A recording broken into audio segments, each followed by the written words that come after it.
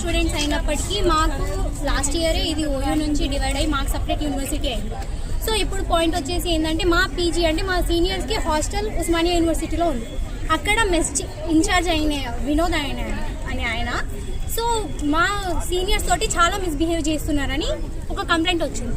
So first starting thing ఒక voice recording she టీమ్కి వెళ్ళింది. దాంట్లో ఆ అమ్మాయి చెప్పిన స్టేట్మెంట్ ఏంటంటే మేము వీసీకి ప్రిన్సిపల్కి కంప్లైంట్ ఇచ్చినాము, అయినప్పటికీ వాళ్ళు యాక్షన్ తీసుకోవడం లేదు, సో మేము డైరెక్ట్గా ఇలా షీ టీమ్కి అప్రోచ్ అవుతున్నామని వాళ్ళు చెప్పారు. సో అదే ఇష్యూ తీసుకొని మేము ఇక్కడికి రావడం జరిగింది, వీసీతో మాట్లాడడం జరిగింది. ఎందుకంటే ఇది ఒక ఇష్యూ కాదు సార్, ఆల్రెడీ మేము ఇక్కడ లోపల చాలా ఇష్యూస్ ఫేస్ అవుతున్నాం. ఇక్కడ దర్బార్ హాల్ అని చెప్పేసి బ్రిటిష్ రూల్ అప్పటి నుంచి ఉందని చెప్పేసి ఇక్కడ షూటింగ్కి పర్మిషన్స్ ఇస్తున్నారు. కానీ పర్మిషన్ ఇస్తున్నప్పుడు షూటింగ్ ఏరియా వాళ్ళు కొంచెం సెక్యూరిటీ పెట్టాలి కదా మాకు కూడా, ఎందుకంటే ఇది ఉమెన్స్ యూనివర్సిటీ, అందరు ఆడపిల్లలే ఉంటారు.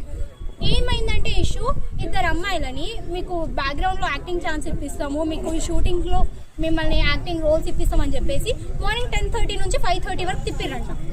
ఆల్రెడీ వాళ్ళిద్దరూ క్యారవాన్స్లో డ్రింక్ చేసి ఉన్నారు. అక్కడ అటు సైడ్ 5:30కి ఎవరు ఉన్నారు సార్. ఆ రోజు అదృష్టం కొద్దీ మా స్పోర్ట్స్ బ్లాక్ అన్న ఉండడం వల్ల ఆ రోజు చూసి వాళ్ళని రెస్క్యూ చేశారు, లేదంటే ఆ రోజు ఆడపిల్లల పరిస్థితి ఏంటన్నా.